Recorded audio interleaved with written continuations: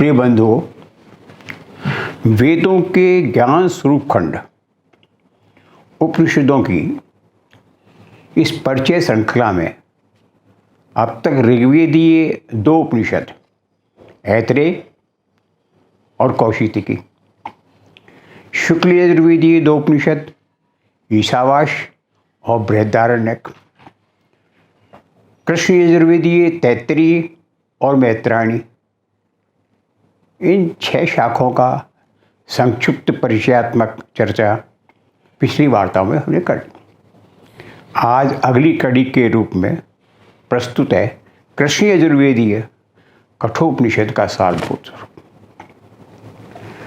समस्त सुप्रसिद्ध उपनिषदों में ईशोपनिषद के पश्चात कठोपनिषद सर्वाधिक स्पष्ट एवं प्रसिद्ध उपनिषद है, जिसका संबंध कृष्ण यजुर्वेद की कठ संहिता से है। इसे काठक नाम से भी जाना जाता है और इसके प्रणेता भी कठ ऋषि थे।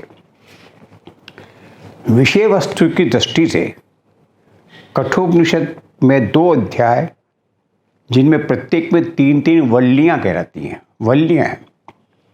संपूर्ण उपनिषद में 119 मंत्र हैं, जो प्राय पद्य स्वरूप में है।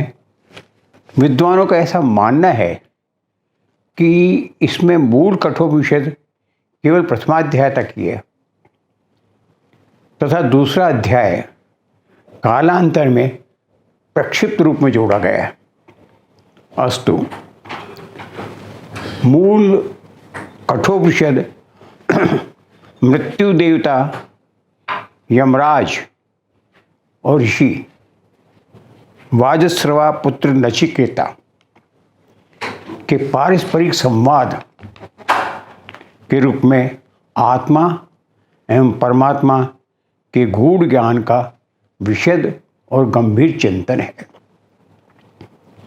मानव मात्र में जिज्ञासा होती है, सदा बनी रहती है कि मरने के अनंतर जीवात्मा की सत्ता रहती भी है कि नहीं रहती है,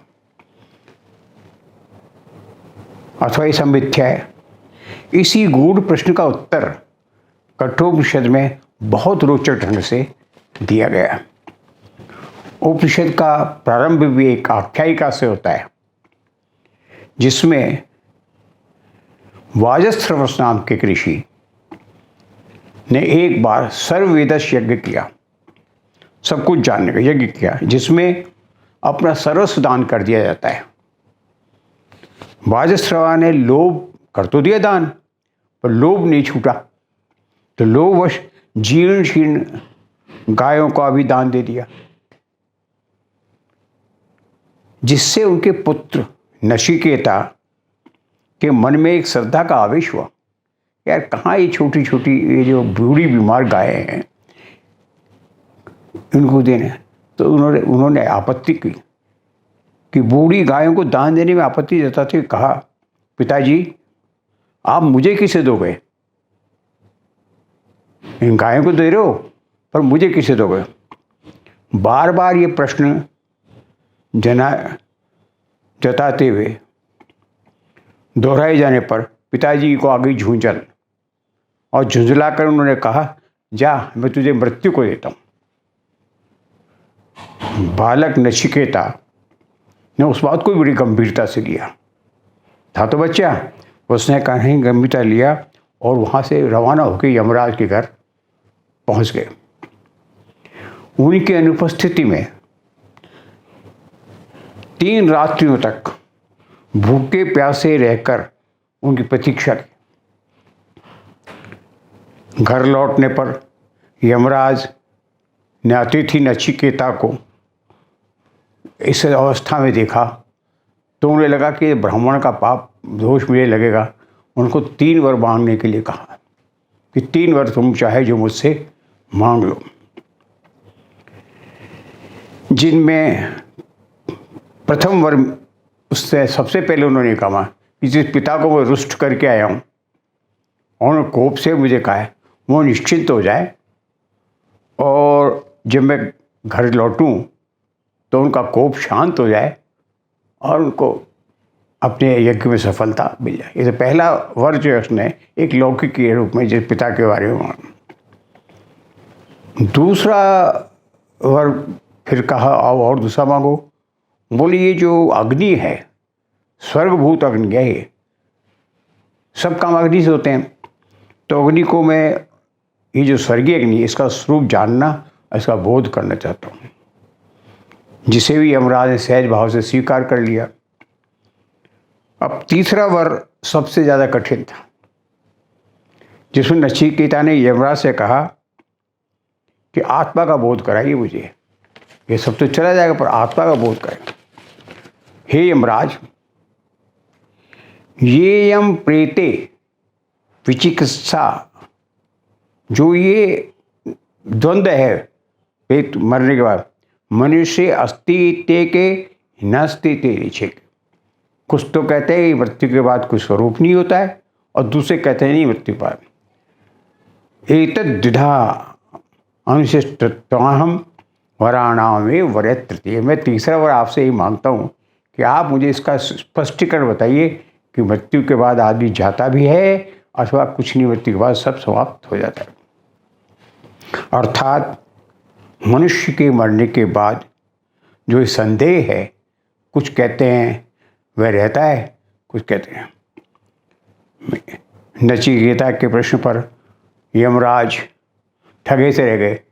कभी इसको आत्मा का बोध कहे तो परमात्मा का स्वरूप है, और नाना प्रलोभन देके इसका पीछा छुड़ाने की कोशिश की उन्होंने कि धन ले ले, ऐश्वर्य ले ले, राजभोग ले ले, पृथ्वी का शासन ले ले, पर तू ये मत पूछे इससे। इस उत्तर पर नचिकेता बाल बुद्धि होते हुए प्रारंभ से हम उसका करेक्टर देखे बढ़ गया। बोले मुझे क्या है, उसने कहा बोले तुम किसको बहला रहे हो, ये सब अस्थायी चीज़ें हैं, राजभोग स्वर्गभोग एक दिन ख़त्म हो जाएंगे, मैं इन अस्थायी चीज़ों में के चक्कर में पड़ूंगा क्या? आप तो मुझे अमरता का उपदेश दीजिए। ये वो उपदेश है जो हमको ऋग्वेद के दशम मंडल के 135वें सूक्त में मिलता है। इससे ये स्पष्ट होता है कि ऋग्वेद की छाया कठोपनिषद में भी है। आत्मज्ञान के रूप में सांसारिक प्राणियों के लिए दो ही रास्ते हैं, एक प्रेय मार्ग और एक श्रेय मार्ग। यमराज ने कहा उत्तर देते हुए, श्रेयश्च प्रेयश्च मनुष्य वेतम स्थिति संप्रीत विनक्ति धीरे है। दो मार्ग हैं, एक श्रेय का मार्ग है, एक प्रेय। श्रेयोसी धीरोबी, जो धैर्यवान व्यक्ति, जो धीर गंभीर व्यक्ति हैं, वो श्रेय के मार्ग का चयन करते हैं। और प्रियश्च वृणते प्रेमंदो योगक्षेम वर्णिते, और जो लोग योग क्षेम सांसारिक जीवन कुशलता आनंद भोग इन सब में जा चाहते हैं, वो उनका वर्णन करते हैं। लेकिन जो बुद्धिमान है, जो तत्वदर्शी है, वो श्रीमार्ग का चयन करता है और उसी का वर्णन करता है, जिसके द्वारा आत्मा और ब्रह्म का बोध होता है। ब्रह्म प्राप्ति के साधन को भी उन्होंने यहाँ बड़े रोचक ढंग से बताया है। कैसे? एक रथी के रूप में समझा है। शरीर रथ है, आत्मा रथी है, बुद्धि सारथी है, मन लगाम है, इंद्रियां घोड़े हैं। इंद्रियों के विषय में जो विषय है तरह तरह काम क्रोध लोभ मोह, ये सब उसके मार्ग हैं घोड़ों के, जिस पर चलते हैं और बिना लगाम के अधूरे दौड़ते रहते हैं। उन पर मन के द्वारा बुद्धि रूपी सारथी नियंत्रण करने का प्रयास हमेशा करता रहता है।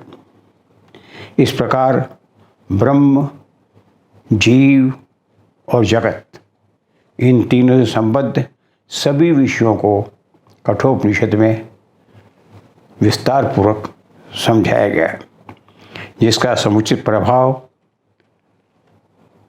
उत्तरवर्ती जितनी भी उपनिषद हैं उनमें यत्र तत्र देखने को मिलता है। कठोपनिषद आध्यात्मिक उत्कर्ष की भी प्रेरणा देता है,